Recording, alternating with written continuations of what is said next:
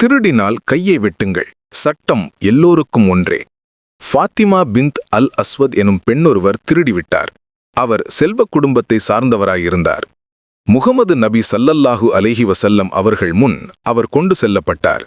விசாரணைக்குப் பின்னர் அப்பெண் மீது குற்றம் நிரூபிக்கப்பட்டுவிட்டது. திருமறைச் சட்டப்படி அப்பெண்ணின் வலது கரத்தை வெட்டிவிடுமாறு நபி அவர்கள் உத்தரவிட்டார்கள்.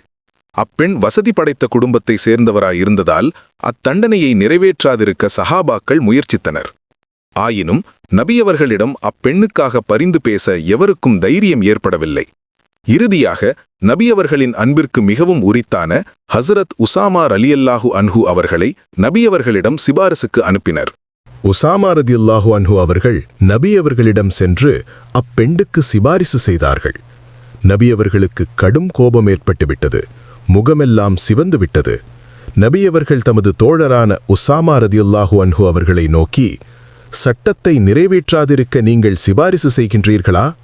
நிச்சயமாக கூறுகிறேன், எனது அருமை மகள் ஃபாத்திமா ரலியல்லாஹு அன்ஹா அவர்கள் இக்குற்றத்தை செய்திருப்பினும் அவர்களின் கரத்தை துண்டிக்க நான் உத்தரவிடத் தயங்க மாட்டேன் என கூறிவிட்டு, முற்காலத்தவர் ஏழைகளுக்கு ஒரு நீதியும் செல்வர்களுக்கு ஒரு நீதியும் வழங்கினர்.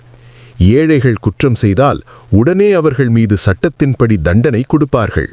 அதே குற்றத்தை செல்வந்தர்கள் செய்தால் அவர்களை தண்டிக்காமல் விட்டுவிடுவார்கள்.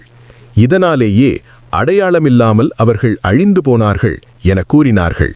சட்டத்திற்கு முன் எல்லோரும் சமம் என்பதும் திருடியவரின் கரத்தை அவசியம் துண்டிக்க வேண்டும் என்பதும் இதன் மூலம் தெளிவாகிறது.